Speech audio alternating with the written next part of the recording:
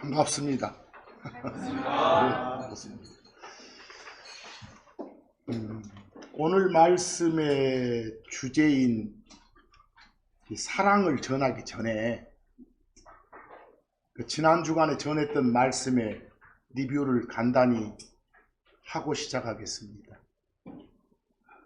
우리 흔히들 감사합니다, 고맙습니다 이런 표현 하고 살지요? 근데 그리스도 안에 있는 사람만 하는 게 아니라 그리스도 밖에 있는 사람, 소위 불신자들도 늘 입에 담고 사는 그런 표현입니다. 감사합니다, 고맙습니다. 근데 여러분과 저처럼 그리스도 안에 있는 사람들은, 즉 신자들은 불신자들이 전혀 감사해 하지 않는 누구한테? 주 하나님한테 깊은 감사들을 드리면서 살아가는 그런 사람들입니다. 우리 성도가요. 이 사울이라고도 불렸고 바울이라고도 불렸던 유명한 신앙 선배가 크리스천 되기 전에, 소위 말하는 그리스도교인이 되기 전에, 우리가 말하는 기독교인이 되기 전에 그 사람이 속했던 종교가 유대인들의 종교라고 하는 거, 줄여서 뭐라고요? 유대교였어요. 그런데 그 유대교인들이 성경만큼이나 비중 있게 중요시했던 교리서가 탈무드예요. 탈무드는 히브리어로 교리 말이에요. 교리, 가르침. 근데 그 책에 속한 문구 중에 하나를 지난 주간에 소개한 적 있죠? 인쇄물에도 제일 위에다 적어놨어요. 리뷰에다가 세상에서 가장 행복한 사람은 저 끝에 보니까 범사에 모든 일에 감사하는 사람이다. 근데 이걸 보면서 매우 아쉽다겠죠? 누구한테? 주 하나님께 이 말이 빠졌어. 소위 하나님 섬기는 사람들이 쓰는 교리서를 하면서요. 우리는 우리가 가진 모든 것이 주 하나님의 은혜에서 열린 그런 열매라는 것을 알고 믿기 때문에 항상 주 하나님께 감사합니다, 고맙습니다 라고 외치는 겁니다. 그리고 한 가지 그 리뷰에서 별표에 한국말 생각하다에 해당되는 영어 think, 또 한국말 감사하다에 해당되는 영어 thank, 이건 사실상 어원이 같아요. 같은 족보를 가진 같은 집안의 단어들이에요. 결국은 뭔가를 생각한다는 것, 다시 말해서 뭔가를 잊지 않고 있다는 것, 뭔가를 마음에 두고 있다는 것, 뭔가를 마음에 두고 기억하며 표현한다는 게 바로 감사한다는 거예요. 뭔가에 감사합니다 이 말은 그 무엇인가를 마음에 두고 있습니다, 그 무엇인가를 잊지 않고 기억하고 있나이다 이 말을 하는 거예요. 그런 말씀을 드렸어요. 결국 이 말은 감사할 줄 모른다는 것은 생각할 줄을 모른다, 마음에 뭔가 두고 있지 않다는 걸 나타내는 말하고 똑같다겠습니다. 여러분과 제가 주 하나님에게 감사드림 없이 산다는 것은 우리가 평소에 하나님을 생각하지 않고 산다, 마음에 두지 않고 산다, 잊고 산다, 이걸 말하는 거예요. 주 하나님의 은혜를 마음에 두지 않은 채 살고 있다는 말이에요. 그 말. 하나님을 의식하지 않고 산다는 거예요. 그 말은 하나님 말씀을 기억하지 않고 산다는 거예요. 내 마음속에 하나님이 열애자가 되어 있다는 것을 고백하는 거나 마찬가지예요. 우리 크리스천은 연약한 패배자가 아닙니다. 항상 세상을 이깁니다. 악을 이깁니다. 마귀를 이깁니다. 죄를 이깁니다. 육신을 이깁니다. 항상 성경은 말합니다. 우리는 승리자들이라고. 믿음으로 승리를 누릴 수 있다는 사실을 알고 믿을 때 자연스럽게 나오는 표현이 바로 하나님 감사합니다. 살다 보면 감당하기 어려운 고난도 있고 병도 있다고 그랬죠. 그 병 줘서 그 고난 줘서 감사합니다가 아니라 그 고난 그 병을 통해서 하나님께 소망을 갖게 해주신 점을 감사하십시오. 그 말씀을 드렸습니다.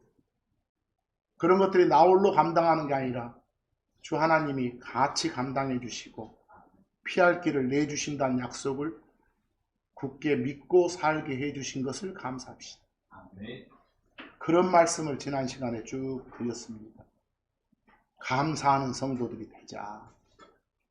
우리가 뭔가 막 고독에 쌓여 있을 때는 그만큼 세상하고는 멀리 있고 주 하나님과 가까워 있다는 거 아닙니까?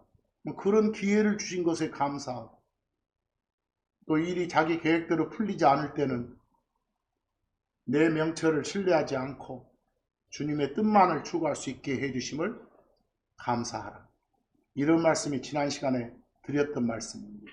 그래서 거기에 로마서 6장 17, 18절 말씀하고 데살로니가전서 5장 18절 말씀 지난 주간 첫날 봤어요. 그러나 하나님께 감사하라. 너희가 죄의 종들이었으나 너희는 너희에게 전달된 교리의 그 틀에 마음으로부터 순종했도다. 어떤 교리? 주 예수 그리스도를 믿어라 하는 그런 교리. 그것에 순종했어요. 그걸 받아들였어요. 그리하여 죄로부터 자유롭게 된 너희가 의의 종들이 되었노라. 의인이 됐다 그 말입니다. 이런 구원받은 점에 대해서부터 온천적인 감사를 드리고 살아라 그 말입니다. 그리고 데살로니가전서 5장 18절 말씀, 늘 하던 말씀이죠. 각각의 모든 일에서 감사들을 드리라. 내가 생각하기로 이거 좋은 일이라고 생각하건 나쁜 일이라고 생각하건 각각의 모든 일에서 하나님께 감사를 드리고 살아라. 그게 바로 그리스도 예수님 안에 있는 여러분과 저에 대한 하나님의 뭐다? 뜻이다. 이게 지난 주간에 드렸던 말씀입니다. 오늘 말씀의 주제는 사랑입니다. 근데 제가 그 말씀 제목을 사랑은 행동이다 라고 했습니다. 여기 계신 여러분들 하나님 사랑하세요? 여러분은 옆에 계신 형제 자매들 사랑하세요? 그러면 도대체 뭘 어떻게 하는 게 사랑하는 거예요?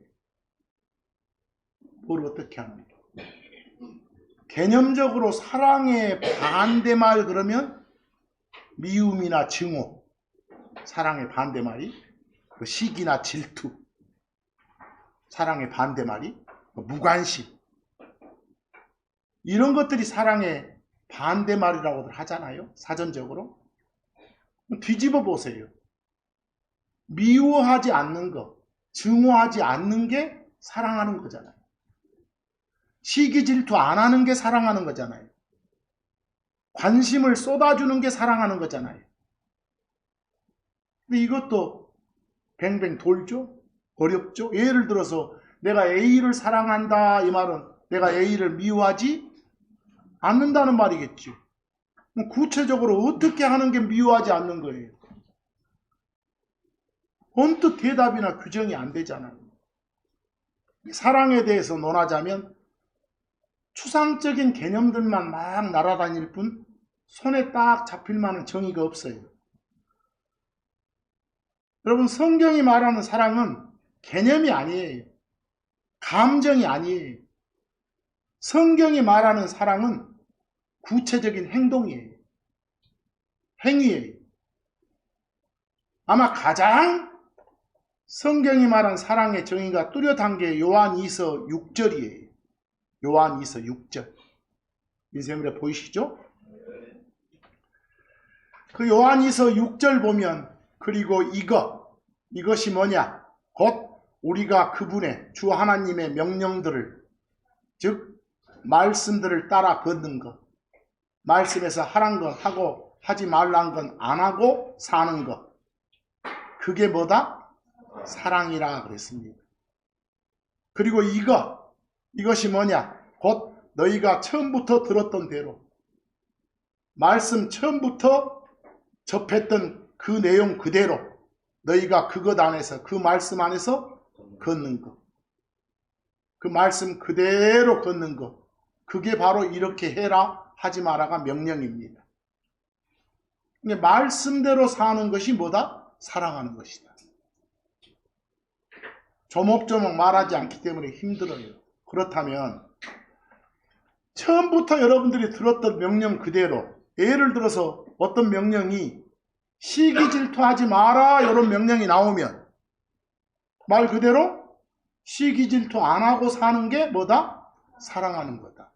거짓말하지 마라 이런 명령이 나오면 거짓말하지 않고 사는 게 사랑하는 거다.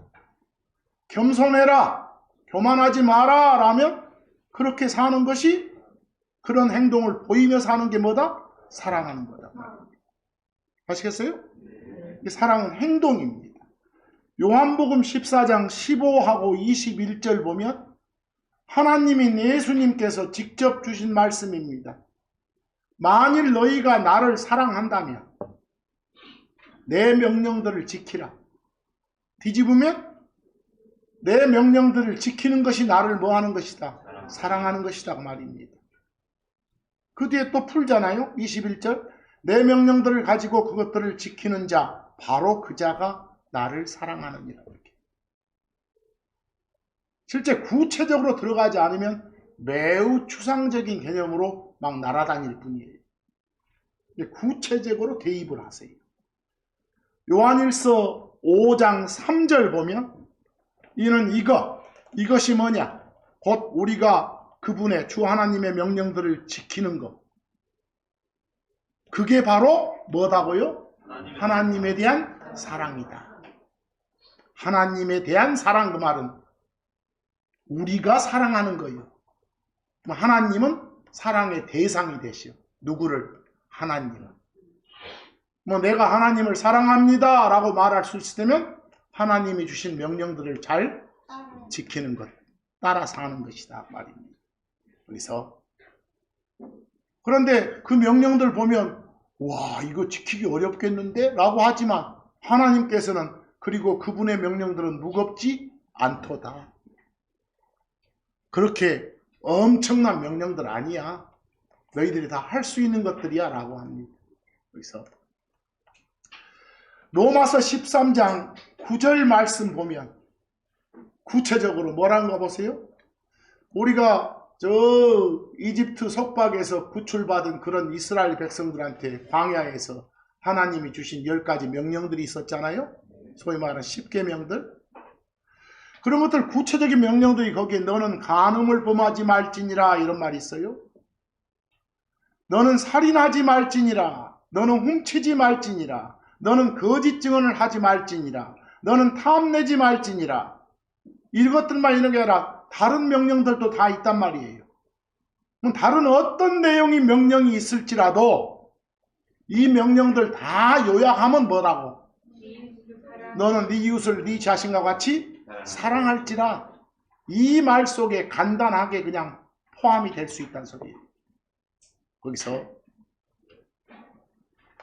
남의 여자를 남의 남자를 범한다. 이건 그만큼 그 자를 사랑하지 않는 것이고요. 그래서 구체적인 명령을 따르는 거, 이게 바로 사랑하는 것이다. 여러분과 저는 제일 먼저 주 예수 그리스도를 믿어라 이런 명령이 있었잖아요. 그 명령에 순종했잖아요. 따랐잖아요. 그게 바로 사랑이다 말입니다. 특별히 여러분과 제가 섬기는 신인 하나님을 사랑한 적 있냐? 이렇게 누가 물어. 그 하나님께 사랑받아 본 적 있냐? 만약에 단 한 번도 하나님을 사랑한 적이 없고 하나님의 사랑을 받아본 적이 없다면 문제 있겠잖아요. 그럼 구원을 못 받았다는 소리 아닙니까? 그 말 자체가 주 예수 그리스도를 믿으라는 명령에 순종 안 했다는 거니까.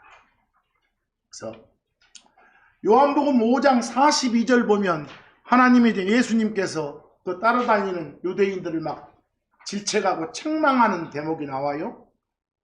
그러나 나는 너희를 아노라. 너희는 너희 안에 뭐가 없다고? 하나님에 대한 사랑이 없도다. 여러분, 하나님에 대한 사랑 그러면 사람이 사랑하는 거예요. 누구를? 신인 하나님을. 그걸 하나님에 대한 사랑 그래. 근데 그걸 만약에 우리말로 하나님의 사랑 그러면 언뜻 하나님이 주체가 되시오. 하나님이 사랑하시고 우리는 사랑을 받는 것처럼. 그래서 별표처럼 그 영어로 The love of God. love이 사랑이죠? God은 하나님이죠? 사이에 전치사 of 나왔네. 우리 보통 이렇게 되어 있으면 흔히 하는 번역은 뒤에서부터요. 하나님의 사랑 이렇게. 근데 그렇게 하다 보면 어떤 오해가 있을 수 있으니까 하나님이 사랑의 주체고 우리가 사랑의 대상이다 이 말이거든. 1차적인 의미가. 그럼 만약에 이대로 영어를 쓰면서도 우리가 사랑의 주체고 하나님이 사랑의 대상이다 이렇게 명확히 전달하려면 번역을 그에 맞게 해줘야 돼. 뭐라고? 하나님에 대한 사랑. 이해하시겠어요? 네. 그래서 그걸 꼭 나눠서 저는 번역해놨으니까 오해 없도록 하세요. 마치 우리가 앞에 love 자리에 아들 나오고 God 나오면 하나님의 아들 이럴 때도 있지만 동격 처리로 아들이신 하나님 개념이 다르잖아요. 하나님의 아들 하면 세상이 말하는 그런 아들 돼버리잖아요. 아시겠어요? 그러니까 이 The Love of God도 번역을 잘 하셔야 돼. 그 참고에 좀 보시면 로마서 8장 39절 그 어떤 창조물도 그리스도 예수님 안에 있는 하나님의 사랑으로부터 우리를 분리시킬 수 없느니라. 어느 누구도 하나님의 사랑에서 우리를 떼어놓을 수 없느니라 나왔죠? 뭐 누가 주체예요? 하나님이 주체잖아요. 여러분과 저는 대상이잖아요. 알겠죠? 그럴 때는 번역을 뭐라고 하고 하나님의 사랑 그러고 우리가 주체가 될 때는 하나님에 대한 사랑 이렇게 정확히 해주세요. 한국말이 정확치 못하면 왔다 갔다 하는 거예요. 자, 언젠가는 이 썩어 없어질 몸을 가지고 있는 사람들. 크리스천만 그래요? 크리스천 아닌 사람들도 그렇지. 근데 다 그런 사람들이 두고 쓰는 말이 사랑이잖아요. 사랑은 이런 거야, 저런 거야. 아까도 말했지만 그렇게 논하긴 하지만 똑부러지게 설명해서 제대로 정의를 내리지 못하잖아요. 왜? 이 사랑이란 단어만큼 이런 거야 라고 간략하게 정의하기 어려운 단어가 드물거든. 근데 성경은 뭘 보여준다겠어요? 어떻게 행하는 것이 사랑하는 것을 보여줌으로써 우리로 하여금 사랑을 알게 해준다겠어요. 아까도 말했지만 성경이 말한 사랑은 어떤 미움의 사랑이니 미움이냐는 감정이 아니라니까. 성경이 말한 사랑은 개념적인 정의를 알려준 게 아니라 사랑이 녹아있는 실질적인 예를 보여줌으로써 우리한테 사랑을 알게 해준다. 몇 번 반복하지만 사랑은 개념이 아니다. 행위다. 액션이다. 액션. 행동이다. 여러분 바울이란 사람이 소위 그 사랑장이다 라고 알려진 데가 고린도전서 13장이거든요. 거기서 사랑은 말이야 오래 참는 게 사랑이야. 친절을 베푸는 게 사랑이야. 시기 질투 안 하는 게 사랑이야. 자기 자랑 안 하고 사는 게 사랑하는 거라니까. 우쭐대지 않는 게 사랑이야. 어울리지 않게 부적절하게 상황에 맞지 않게 행동하지 않는 거. 상황에 맞게 행동하는 거. 그게 사랑이야. 내 것 추구하지 않고 사는 게 사랑하는 거야. 그냥 쉽게 자극받지 않는 게 사랑하는 거야. 악을 생각하지 않는 게 사랑하는 거라니까. 불법을 싫어하는 게 사랑하는 거야. 하나님의 말씀인 진리를 좋아하고 그 안에서 사는 게 사랑하는 거예요. 하나님이 주신 소망을 가지고 잘 참고 잘 견뎌내며 사는 게 사랑하는 거야. 구체적인 행위를 줘요. 여기 제가 별표에다가 클로바 표시에다가 사랑 그랬죠? 네. 여러분 사랑을 그 헬라어로 그리스어로 아가페라고 해요. 그리스어로. 근데 이걸 영어로 옮기면 어쩔 때는 charity라고 하고 어쩔 때는 love라고 해요. 둘 다 한국말은 똑같아요. 뭐라고요? 사랑. charity하고 love는 그냥 모양만 다르지 의미는 똑같아요. 하나도 안 틀리고 똑같아요. 그냥 글의 흐름상 어쩔 때는 charity를 썼고 어떤 책에서는 뭐라고요? love를 쓸 뿐이 차이가 없어요. 차이 논하지 마세요. charity가 있는 자리에도 킹제임스 성경 헬라어를 영어로 옮기기 전에 헬라어는 아가페. love로 옮기기 전에 헬라어는 똑같이 뭐라고요? 아가페. 그냥 킹제임스 번역자들이 그렇게 해놓은 거예요. 그래서 여러분들 예를 들어서 막 이해한다라는 영어 있죠? understanding. 이걸 그냥 영어로는 understanding이에요. 근데 한국말로 옮기는 사람이 뭐 깨달음 그럴 수도 있고 명철 그럴 수도 있고 그러는 거예요. 뭐 깨달음하고 명철은 다르냐? 똑같아요. 깨달음하고 지각은 똑같아요. 이해하겠어요? 네. 그러니까 그냥 헬라어로 아가페라고 된 걸 영어로 옮기면서 어쩔 때는 charity라고 옮겨, 어쩔 때는 love라고 옮겼을 뿐이다. 똑같은 논리예요. 아시겠죠? 네. 그 고린도전서 13장 4절에서 7절까지 보면 아까 했던 말이 나와요. 실제로 어떤 액션을 취하는 게 사랑인가를 구체적으로 조목조목 보여줘요. 그것들을 몇 군데 좀 살펴볼까 해요. 먼저 고린도전서 13장 4절 보세요. 사랑은 오래 참는 게 사랑이야. 친절하게 대하고 사는 게 사랑이야. 시기 질투 안 하는 게 사랑이야. 자랑하지 않고 우쭐대지 않는 게 사랑이야 그랬어요. 근데 상대방의 나에 대한 어떤 행동에 대해서 비록 상대방이 무례한 행동이 싸가지 없는 행동이 나한테 오더라도 오래 참아주는 거, 이게 그를 뭐 하는 거다? 사랑하는 거다. 그냥 구체적인 예를 보세요. 이런 데서 주의할 점은 막 내가 그렇게 하니까 꼬라지가 나, 화가 나, 뭐 화를 감추기 위해서 내 속에 있는 화를 이기기 위해서 이 일을 악물고 그 분을 사기라 이 말이 아니에요. 여기서 막 훗날을 도모하면서 너 나중에 내가 힘이 있으면 너는 죽어 뒤져 이런 식으로 분노의 감정을 억누르는 것도 아니에요. 오히려 상대를 아끼고 불쌍히 여기고 긍휼히 여기는 마음으로 어쩌라는 거, 참아주라는 거. 네가 좀 더 성장하면 되겠지. 그게 사랑하는 거예요. 또 친절하게 대해주는 게, 친절을 베푸는 게 뭐다? 사랑하는 거다. 친절이 뭐예요? 태도가 매우 정겹고 고분고분한 게 친절이에요. 그런 태도로 대해주는 게 사랑이다. 또 그 다음은 늘 하는 말 나오죠? 사랑은 뭐 하지 않는 거? 시기 질투하지 않는 거다.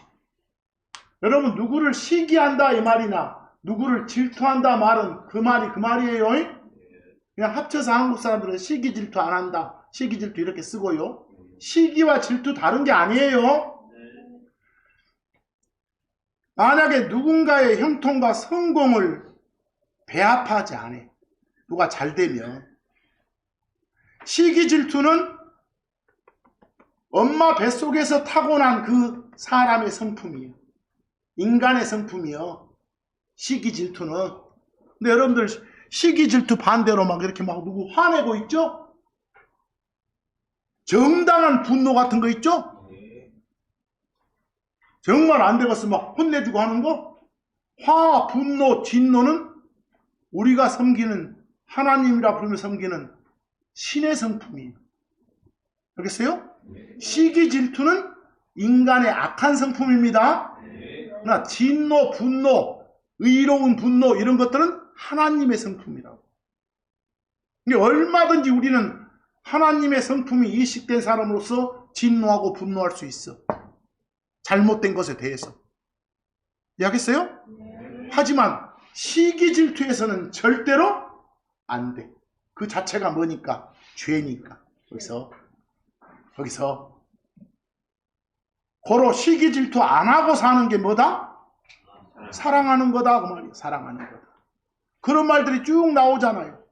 자기 자랑, 자기 영광, 자기 높이는 거, 막 자기자 들어가면 다 별로 안 좋아. 자기 신뢰하는 거. 자기 중심으로 사는 거. 자기란 말이 들어가서 좋은 말은 뭐 자기 부인, 자기 십자가를 진다. 이건 몇 가지 좋은 말이 있는데 대부분의 자기가 들어간 말, 이건 자기를 높이고 사는 거예요. 그럼 자기를 높이는 것은 상대가 낮아지는 거 아닙니까? 이런 건 상대를 사랑하는 게 아니다 그 말입니다. 여기서 그런 말들, 자기에 대해서 자랑하려면 내 약한 걸 자랑해. 그래서 나는 이런 점이 참 좀 약해요. 약점을 자랑하라고. 그래야 하나님이 높여주시지. 근데 우리는 자랑할 것이 아무것도 없는 죄인들이거든. 뭐 자랑할 거 있어? 내가 가진 모든 것이 다 주 하나님께 받은 것이라고 성경은 말하는데, 은혜로 값없이 받았다고 말하는데 자랑할 것이 뭐가 있냐고. 자랑할 게 없으면 우쭐댈 게 없죠. 우쭐대지 않고 항상 남을 나보다 더 시옷자 낮게, 지읒자 낮게가 아니라 그렇게 여기는 거. 그런 게 뭐 하는 거다고? 사랑하는 거라고. 이 말이요. 특히 그 13장 4절에서 하는 말 중에 가장 핵심적인 말이 시기 질투 안 하는 게 뭐다? 사랑하는 거다. 여러분, 다른 사람은 안중에도 없이 내 것만 막 추구하는 그런 마음이 뭐요? 이기심이에요. 내가 가진 것에 만족 못하고 막 더 이렇게 바라는 마음이 뭐요? 욕심이고 탐욕이요. 내 것에 만족 못하고 남의 것까지 막 눈독 들이는 거. 또 내 것에 만족 못하고 남의 걸 막 뺏고 싶어하는 그런 마음. 심지어 남이 뭔가를 가진 것에 배가 아파. 그런 마음을 뭐라게? 샘난다 그러죠? 샘, 시기, 질투, 시샘 이런 표현을 쓴 거예요. 그건 나쁜 거라니까. 그거 안 하는 게 뭐다? 상대를 사랑하는 거다. 시기 질투하는 그런 마음, 이기심, 이건 품어서도 안 되고 표출돼서 안 되는 거. 왜? 죄니까. 그러지 않고 사는 게 사랑하는 거라니까. 구체적으로 오늘 이 시간에는 내가 정말로 사랑을 하며 사는가 이 생각을 해보시오. 구체적으로. 거기 참고해 보면 갈라디아서 5장 26절 헛된 영광을 바라지 말고 서로를 자극하지 말며 끝에 서로를 뭐? 시기 질투하지 마라 이랬어. 그게 뭐니까? 사랑하는 거니까. 그럼 내가 이렇게 산다 하면 나는 사랑이란 걸 하며 살고 있는 사람이구나 라고 하는 것이. 안 그러면 나는 사랑이 없는 사람이다. 베드로전서 2장 1절 보면 그러므로 하고 시작하죠. 근데 사실은 1장 끝에를 보면 우리가 하나님의 말씀으로 다시 태어났다게 예수님의 보배로운 피로 우리가 혼의 구원을 받았단 말이 그 앞에 써 있어. 그랬으면 당연히 이제 새로 태어난 사람의 성품을 가지고 살아야겠잖아요. 옛 성품 버리고. 그래서 그러므로 다시 태어났으므로 모든 악의와 모든 교활함과 위선들 그리고 시기 질투들 그리고 모든 악한 말들을 어쩌자? 치우자. 거기에 딱 한마디만 꽂아봐. 시기 질투들 하지 말자. 이렇게. 실제로 내가 여기에 해당되는 사람인지 오늘 이 시간을 통해서라도 살펴보라 그 말입니다. 그러면 나는 사랑을 알고 사는 사람이니까. 그 다음 참고적으로 거기 별표에 이건 잘 아셔야 돼. 별표 보세요. 그 영어 단어 적어졌죠? 초록색? jealous이라고.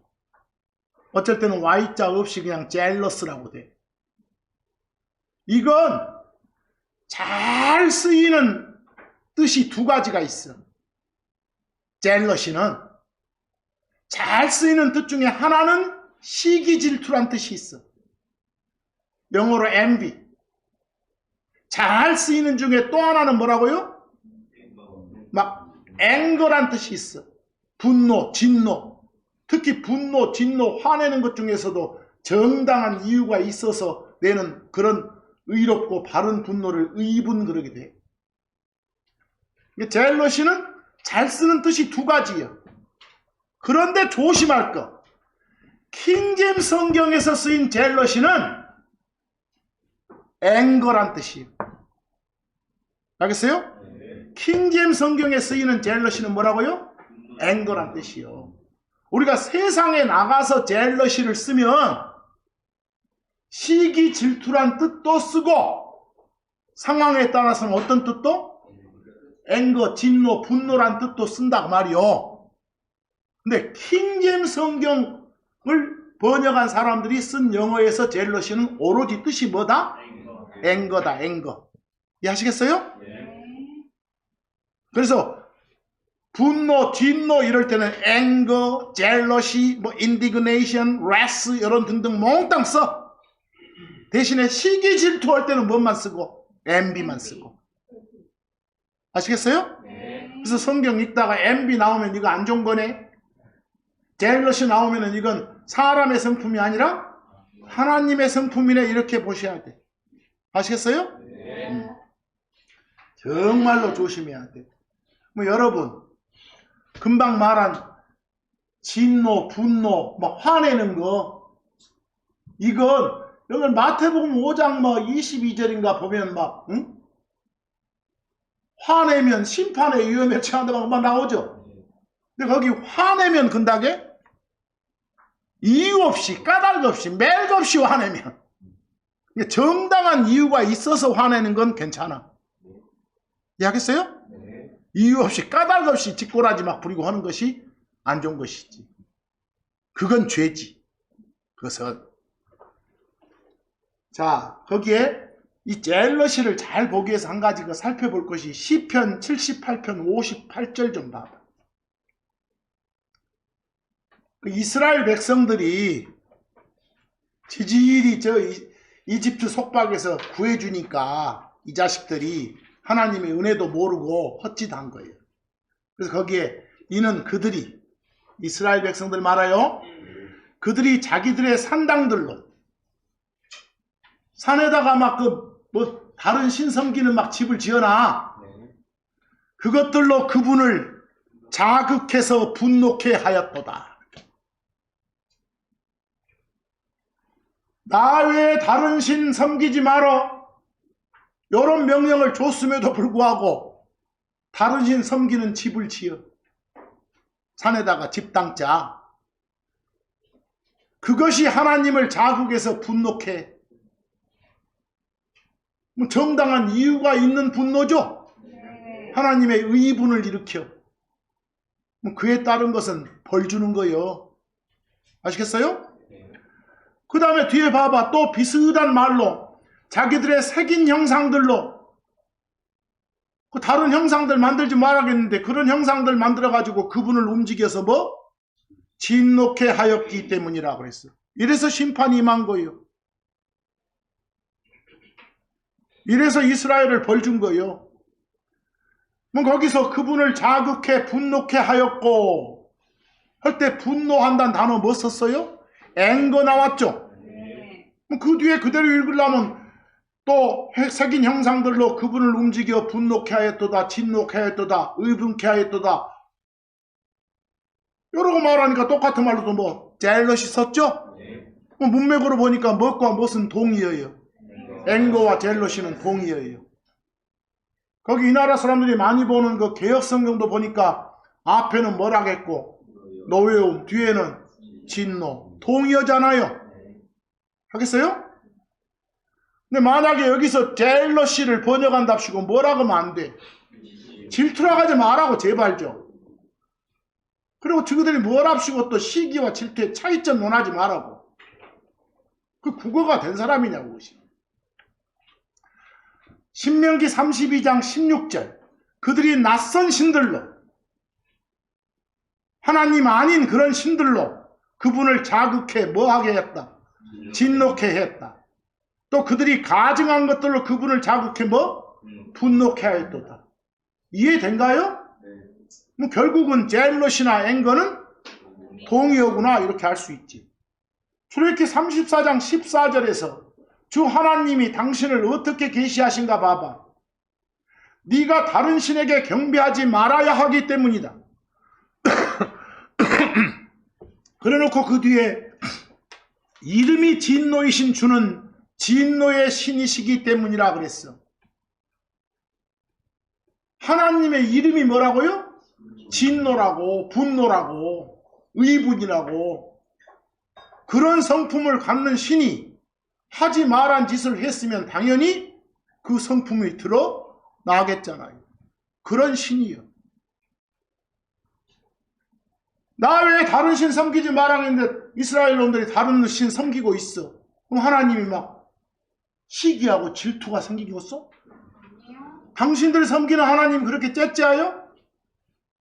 하나님은 질투하고 시기하는 그런 신 아니에요. 당연히 우리가 잘못하면 화내시고 진노하시는 그런 분이시지.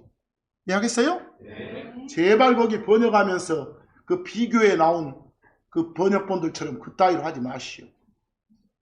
이건 신성모독입니다. 하나님 째째하게 하지 마세요. 자, 계속 이어서 자, 오늘 말씀으로 한 가지 짚었습니다. 우리가 살면서 뭐 하지 않고 사는 것이, 시기 질투하지 않고 사는 것이 사랑하며 사는 것이구나, 이렇게요. 구체적인 걸 몇 가지 보자는 겁니다. 고린도전서 13장 5절 봅시다. 5절.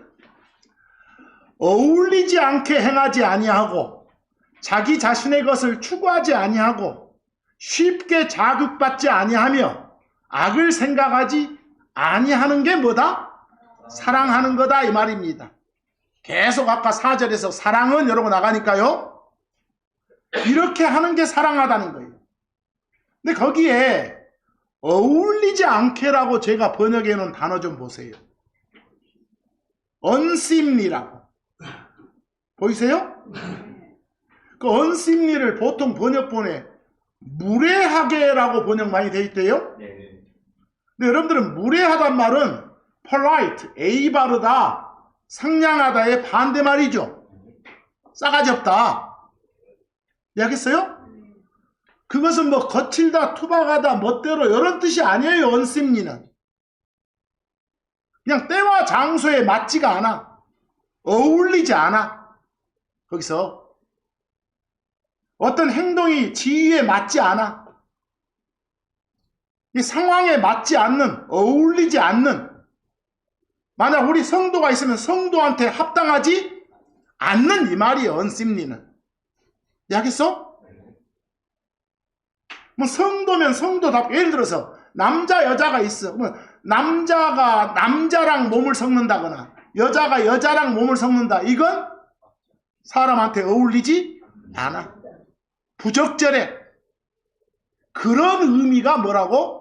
unseemly예요. 이게 무례히 뭐 A 바르지 못하게 이 말이 아니라니까. 이해하겠어? 그 예를 들어서 참고해 보시면 에베소서 5장 3절에 맨 끝에 있는 그 영어 중에 초록색 become 나오요? 여기 학생들도 많은데 become 하면 제일 많이 쓰는 뜻이 뭔 것이 되다 그러죠. 근데 become은 어울리다 뜻도 많아. 뭔 뜻? 어울리다 이렇게. 그래서 거기에 그 맨 끝에 영어가 become 나오고 saint 성도 나오죠? 성도들한테 어울리다. 성도들한테 합당하다 이 소리예요. 성도들이 된다고 말 아니에요. 여기서 음행 그리고 모든 불결함이나 탐욕 그것이 한 번이라도 너희 가운데서 명명되지 않게 하라. 그것이 성도들에게 어울리니라. 그런 거 언급도 않고 사는 것이 어울린 거예요. 적절한 거예요. 이해하겠어요? 그래서 그 뭔가 적절하다가 become이면 거기다 ing 붙여서 becoming 하면 어울리는, 앞에 un 붙이면 unbecoming은 어울리지 않는, 이놈하고 똑같은 말이 아까 뭐라고? unseemly. 무례히 걸지 마시오. 거기서 뭐 5절 금방 봤던 그 4절은 5절에서 어울리지 않게 행하지 아니하는 것. 뭐 성도는 성도답게, 남자는 남자답게, 여자는 여자답게 그렇게 행동하며 사는 것이 뭐다? 사랑하는 것, 어울리는 것이다 그 말이. 알겠어요? 그리고 또 그 외에도 자기 자신의 것을 추구하지 아니하고 이러고 나왔어. 근데 우리 인간의 육신적인 성품은 누구나 막 자기 것을 추구하잖아요. 근데 성경이 말한 사랑은 자기 것 구하지 않고 다른 사람 잘 되기를 구해주는 것, 이웃이 잘 되기를 구하고 형제 자매들이 잘 되기를 구하는 것, 이것이 뭐다? 사랑하는 거다 그 말입니다. 그것이 사랑하는 거다. 그 고린도전서 10장 24절처럼 누구라도 자기 자신의 것이 아니라 각 사람 모두가 다른 사람의 풍요를 구하라. 명령이죠? 나 잘 되는 것보다는 남 잘 되기를 더 구하라. 굉장히 어려운 말이잖아요. 그것이 바로 사랑을 하며 사는 거다 그 말이에요. 뭐 실제로 내가 성경이 말하는 사랑하며 사는 인간이 맞는가, 이 생각을 이 시간 통해 해보시라. 또 한 가지, 거기서 아까 쉽게 자극받지 않는다 나왔죠? 네. 거기서 영어로 provoke가 자극하다예요. 쉽게 자극을 안 받아. 사랑은 쉽게 자극받지 않는 거예요. 대부분 사람들은 자기 마음에 들지 않으면 쉽게 자극받죠. 쉽게 자극받을 결과가 막 화낸다거나 막 악다고 쓴다거나 막 욕한다거나, 사람들은 그걸 보고 다혈질을 하지만 분노 조절 장애자들이 그것은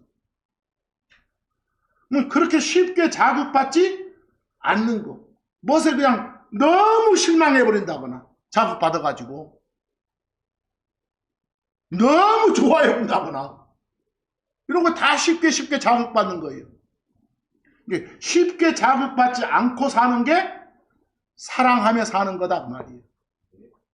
그런데 맨 프로보크를 또 쉽게 자극받지 않으니까 쉽게 화내지 않는다 이런 것만 국한시키지 말고, 거기서 알겠어요? 네. 프로보크는 그냥 자극하다지 뭐 여러 가지 감정이 나오겠잖아요. 그러니까 사람들의 시선이나 남의 평가에 대해서 내 마음이나 감정이 막 쉽게 올라갔다 내려갔다 하지 않는 것, 그게 사랑하는 거다니까. 그런 사랑이 내 안에 있으면 내 마음이 평안해지는 것이에요. 세상에서 어려움을 당해도 내 마음에는 고요함이 있는 거예요. 괴로운 일을 당해도 기쁨이 있는 거예요. 그게 쉽게 자극받지 않고 사랑을 가지고 사는 거예요. 또 악을 생각하지 아니하느니라도 5절에 나왔죠? 네. 거기서 뭐 더러운 생각, 악한 생각, 음란한 생각 이런 것들 다 죽게 가증한 것이니까 그런 거 안 하고 사는 것이 사랑하며 사는 거다 말했어요. 그래서 거기 고린도전서 13장 6절 가보면 또 뭐라게? 불법 안에서 기뻐하지 아니하고 진리 안에서 기뻐하느니라. 이렇게 사는 게 뭐다? 사랑이다. 불법이나 불의는 죄니까. 성도들이 세상에서 눈앞의 이익이나 조그만 유익을 위해서 불법을 행하는 거, 이런 건 사랑이 없는 거예요. 항상 진리를 기뻐하며 사는 거. 진리가 예수님이요. 나는 진리다 그러잖아요. 하나님 말씀이 진리잖아요. 성령님이 진리의 영이시잖아요. 그걸 섬기며 사는 거, 그렇지 않은 건 어울리지 않는 거니까. 또 하나님은 불법을 미워하셔. 하나님은 죄가 없어. 불의가 없고 악을 행하지 않고 불법 행하지 않아. 그래서 그렇지 않고 사는 것이 뭐다? 사랑하는 거다 그 말이에요. 거기 시편 5편 5절 보면 어리석은 자들은 당신의 눈앞에, 당신은 주 하나님이요, 시편 기록 고백하니까 주 하나님 앞에 눈앞에 서지 못하리이다. 당신께서는, 주 하나님께서는 불법을 행하는 모든 자들을 미워하시나이다 그랬어. 거기 불법을 행하는 자들이 누구요? 쉽게 말해봐. 불법을 행하는 자 그 말은 죄를 범하는 자니까 죄인이요. 뭐 하나님은 죄만 미워해? 죄인도 미워한다니까? 불법을 행하는 모든 자들을 뭐 한다고? 미워하시나이다. 이렇게. 세상에서 명언이라고 하는 말들은 뭔 말이에요? 죄는 미워해도 뭐? 사람은 미워하지 말라고. 저그들 말이요. 하나님은 죄도 미워하시지만 뭣도? 죄인도 미워하시는 거예요. 이해하겠어요? 그러니까 세상 명언에 속아 넘어가지 마라. 하나님 말씀이 뭔가를 보고. 고린도전서 13장 7절에 가보면 사랑을 뭐라게? 계속 지금 사랑에 대해서요. 모든 것을 참으며 모든 것들을 믿고 모든 것들을 바라며 모든 것들을 견디는 게 이게 사랑이다. 참는다는 것은 내 마음이 상하는 거예요. 사실은. 내 마음이 아픈 거예요. 우리 새끼들 크면서 부모들은 자식에 대해서 오래 참고 거의 모든 걸 참잖아요. 뭐 이걸 그 녀석을 사랑한다는 것밖에는 설명할 길이 없잖아. 그만큼 사랑은 모든 것을 또 참지만 모든 걸 믿어. 네 말은 아무거나 다 믿는 게 사랑이란 말 아니에요. 무엇을? 잘 속아 넘어간다는 게 사랑한다는 거 아니에요. 이것은 성경의 진리를 다 믿는다고 말이지. 그래서 초자연적인 것, 우리는 이거 무리를 걸을 수 있어? 이러더라도 그냥 믿는 거, 받아들이는 거, 이게 사랑하는 거라니까. 말씀 그대로 믿는 거. 또 사랑은 모든 걸 바란다. 주님이 말씀하신 걸 다 바라는 것이 사랑이에요. 말씀하신 것들이 문자 그대로 이 땅에 그대로 이루어질 것을 바라는 거. 이게 하나님 사랑하며 사는 거라니까. 모든 걸 견디며 사는 게 사랑하는 거예요. 참고 견디며. 거기서 많은 사람들이 이런 것들을 보면 저 하나님 사랑해요 라고 외치지만 그걸 확인할 길들이 사실은 참 드물어 없어. 그래서 여러분들 하나님 사랑 받았어요?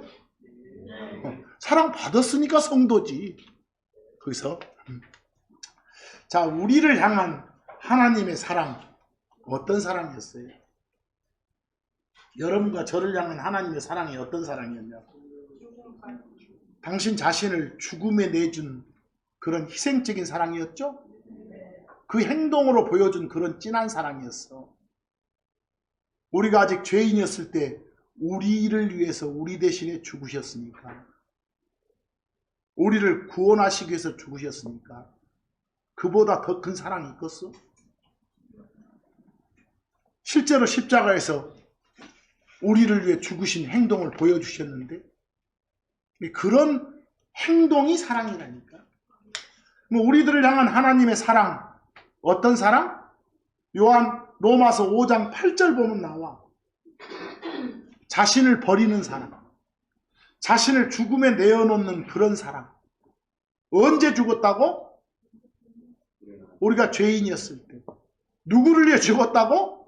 우리를 위해 죽으셨다고. 그 죽음을 통해 뭘 보여줬다고? 당신의 사랑을 보여줬다고. 거기서 어떻게 보이셨다고? 우리를 위해 죽으심으로. 그 말이 로마서 5장 8절이에요. 그러나 우리가 아직 죄인들이었을 때 그리스도께서 우리를 위해 죽으심으로 하나님께서 우리를 위한 자신의 사랑을 드러내셨느니라 그랬어요. 거기에 사랑 나오요? 헬라어는 뭐라고요? 아가페라고. 뭐 영어로 옮길 때는 어떤 영어 번역본에는 charity라고 돼 있고 어떤 번역본에는 뭐라고? love라고 돼 있다고. 이해하시겠죠? 네. 한번 나누지 말라고 제발. 뭐 이런 진한 사랑을 받은 우리한테 합당한 삶은 먹었어요. 거기서 우리도 사랑하면서 사는 거지 뭐. 거기서 그러라고 명령을 주시니까. 요한일서 4장 10에서 11절 보세요. 우리가 하나님을 사랑했던 것이 아니라 그분이 우리를 사랑해서 먼저 사랑 준 게 하나님이거든요.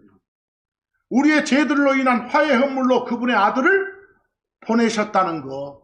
여기에 바로 뭐가 있느니라? 사랑이. 그분의 아들. 우리 한국말로 보면 그분의 아들 하니까 그분은 더 높고 아들은 더 낫네 이러지 마시오. 네. 삼위일체 하나님 중에서 아들이라 불리시는 분이 뽑혀갖고 나왔다 이 소리예요. 알겠어? 항상 읽을 때마다 그렇게 봤죠. 그 다음 11절 제가 그 빌러브드를 번역하면서 여기 문맥에 맞게 사랑받은 자들아 그랬어. 성경에서는 성도들을 향해서 사랑받은 자들 이렇게 부르기도 해. 뭘 받았다고? 사랑받았다고. 우리는 사랑받았으니까 성도지. 뭐 지금 사랑받고 있다 여기에 초점하면 사랑받는 자들아 이러고 하겠어?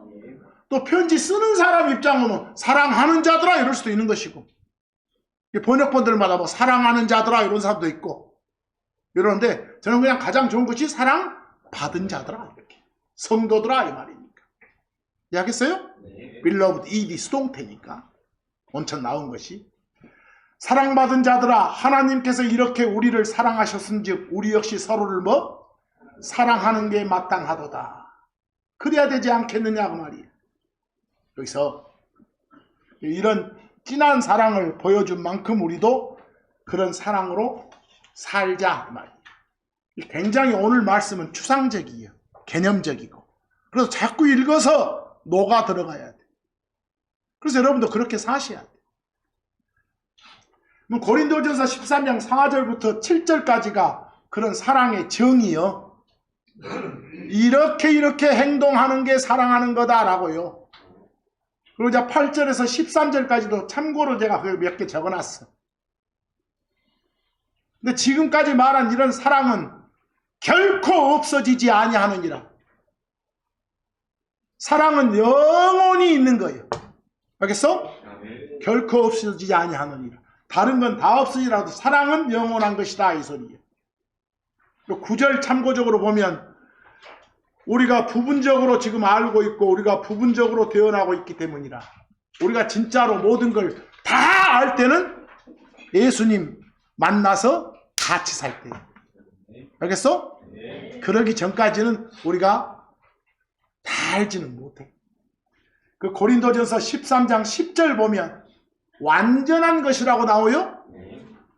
여러분들 하나님을 가리켜서도 막 이렇게 대명사로 받을 때 이스로 받을 수 있어?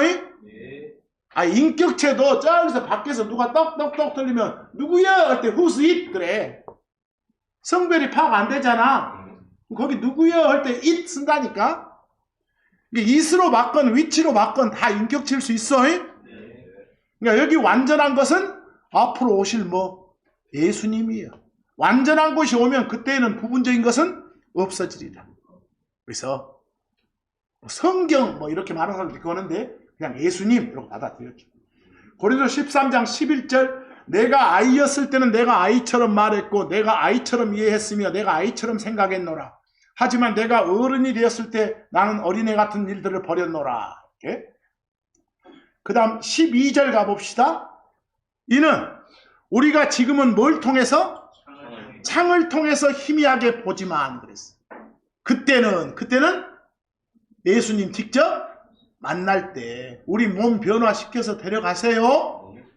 그래가지고 이제 같이 영원히 살 때 그때는 얼굴과 얼굴을 마주 대하고. 보이세요? 지금은 뭘 통해서? 창을 통해서 성경이란 걸 창으로 생각해보고, 아니면 그냥 그거 아니고도 지금은 뭔가를 통해서 보는 거예요. 직접 보는 건 아니에요. 거기 글래스 나와요? 여러분들 여기 봐봐요. 저게 지금 유리창, 저게 글래스요. 아시겠어요? 또 이런 데 보면 전화기 여기 막 얼굴 보이죠? 이런 게 글래스요. 글래스는 거울 그럴 수도 있고 유리창, 창 그럴 수도 있어. 근데 거울 그러면 저쪽이 보여 안 보여? 안 보이잖아요. 이해하겠어? 근데 우리는 지금 거울 통해서 본다고 말하면 우리 얼굴밖에 안 보이지 이것은. 그 말이 아니라 뭘 통해서? 지금은 그냥 직접적인 대면이 아니라 간접적인 대면을 하고 있다고 해서 창이란 말을 써야 돼. 그래서요? 근데 여기 글래스를 뭐라고 해줘야? 창 그래야지, 창. 번역할 때도 아, 여러분들 번역본은 다 뭐라고 돼 있어? 거울 통해서는 여러분밖에 안 보인다니까. 그 속에서 뒤에 뭐 뒤통수에 누가 또 있어? 보여요? 그 말이 아니에요. 그냥 창을 통해서 지금은 본다. 직접적으로 보지는 않고 있다. 나중에 얼굴과 얼굴을 마주대서 볼 때가 있다. 이해하겠어요? 그날이 올 때 우리는 진짜 행복이 있겠지. 마지막으로 13절 보면 믿음, 소망, 사랑 이 셋이 있으나 이것들 중에 가장 큰 것은 뭐이니라? 사랑이니라. 사랑을 제일 크다고 봤죠? 거기에 사랑도 히브리어는 뭐라고? 아가페라고. 아가페인데 그냥 킹제임스 번역자들이 뭐라고 영어를 써놨다고? 체러티라고 써놨다고. 뭐 여러분들이 또 킹제임스 번역자 아니고 막 NIV나 이런 것들 보면 다 뭐라고 돼 있고 러브라고 돼 있고. 이해하겠어요? 네. 아, 그랬을 뿐이구나 이렇게 아시라고 제발. 여기 뭐 체러티는 뭐 희생적인 사랑이니 뭐 형제간의 사랑이니 이 말 하지 말라고 제발. 그래서 참고로 보세요. 이제 요한사도를 통해서 주신 사랑에 대해서 알아볼까요? 요한일서 4장 7절 한번 봐보세요. 조금만 보면 됩니다. 거기도 제가 빌러브들을 뭐라고 해놨어? 우리 성도들, 우리는 이미 사랑받았죠? 사랑이신 예수님을 가지고 살잖아. 뭐 사랑받은 자들아 서로를 어쩌자? 사랑하자 이랬어. 서로 사랑하면서 살자 이 말이. 그래서 빌러브들을 사랑받은 자들로 제가 번역해놨어. 그래서 거기 크리스천들을 갖다가 뭐라고 하지 않고 지금 요한이 글을 쓰면서 믿은 자들아 뭐 믿는 자들아 이렇게 번역 안 했죠. 번역 않고 뭐라게? 사랑받은 자들아. 왜? 이미 우리는 하나님께서 사랑한 자들이고 하나님으로부터 사랑을 받은 자들이니까. 하나님이 사랑이시기에 그분에게서 난 자들은 사랑받은 자들. 그래서 제일 어감상 좋은 것이 사랑받은 자들아. 전 너무 좋아 이 말이. 믿는 자들아 이렇게도 않고 성도들아 하면 추상적인 것 같고 사랑받은 너야 이렇게 구체적으로 불러주신 것 같고. 요한일서 4장 8절 사랑하지 않는 자는 하나님을 알지 못하느니 이는 하나님이 무엇이기? 사랑이시기 때문이라 그랬어. 유명한 말이죠. 거기도 사랑은 헬라어로 뭐라고? 아가페라고. 근데 뭐라고 써놨어? 러브라고 써놨잖아. 9절 가보니까 하나님께서 자기의 아들을 보내줬어. 여러분 세 분 한 하나님 동등한 수평대등한 관계의 세 분 한 하나님 구별하기 위해서 그중 한 분은 영, 한 분은 선, 한 분은 파더 이렇게 불러. 수평동등이요. 대등이요. 근데 당신들이 회의를 했다니까? 우리 중에 한 명이 저 땅에 사람 돼갖고 내려가서 구하자.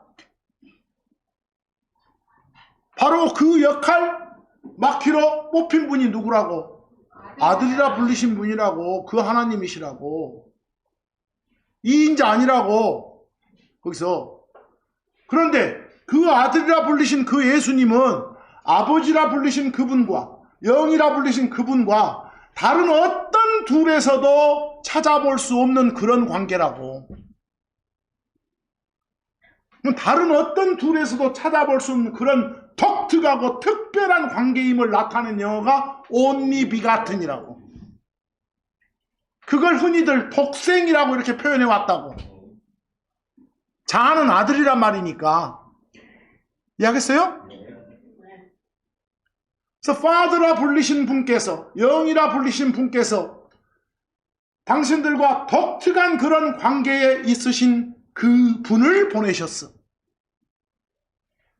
그분이 역할 맡기로 했으니까. 그분이 누구라고? 아들이라 불리신, son이라 불리신 그분이라고. 거기서. 그래서 거기에 only begotten son을 뭐 독생자 이렇게들 번역 많이 하는데 여러분들 그냥 읽으실 때는 아, 그런 독특한 관계에 그런 분이구나. 근데 그분을 아들이라 불렀구나. 이 정도로. 그때 아들은 평소에 말하는 아버지 아들 부자지간 그런 아들이 아니구나. 이거 꼭 담으시라고. 이것을 그냥 어디서 나왔으니까 문구 그대로 달달달달 하고 있는 거 좋은 거 아니라고. 이해하는 거라고. 그분을 세상에 보내서 우리가 그분을 통해 살게 하셨은즉 이것 안에서 우리를 향한 하나님의 뭐가? 사랑이 나타났느니라. 이렇게 4장 10절 보면 우리가 하나님을 사랑한 것이 아니라 먼저 그분께서 우리를 사랑해서 자기 아들을 우리 죄들로 인한 화해물로 보내셨나니 여기에 사랑이 있느니라 그랬어요. 가장 진한 사랑이죠. 죽을 만큼의 죽도록 사랑한 것이니까. 그래서 11절 보니까 이제 마지막으로 결론을 여러분과 저를 부르고 있잖아. 누구야? 성도들아, 사랑 받은 자들아. 이렇게. 하나님께서 우리를 이같이 사랑하셨다면 우리 역시 뭐 서로를 사랑하는 것이 마땅하니라. 이런 데 보면 사랑 나와도 굉장히 개념적으로 추상적이잖아.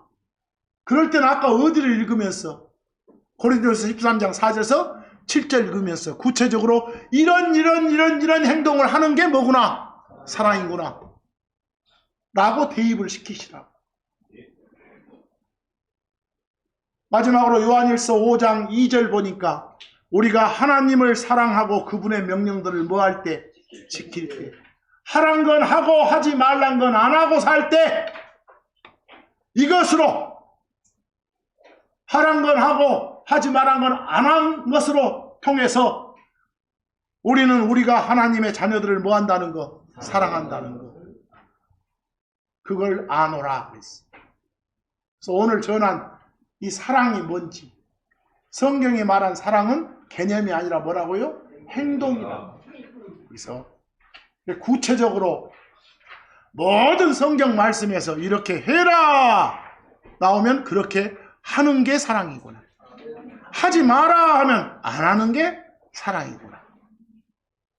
이걸 이번 한 주간도 실천하는 여러분과 제가 되기를 간절히 소망하면서 오늘 말씀 여기서 마칩니다.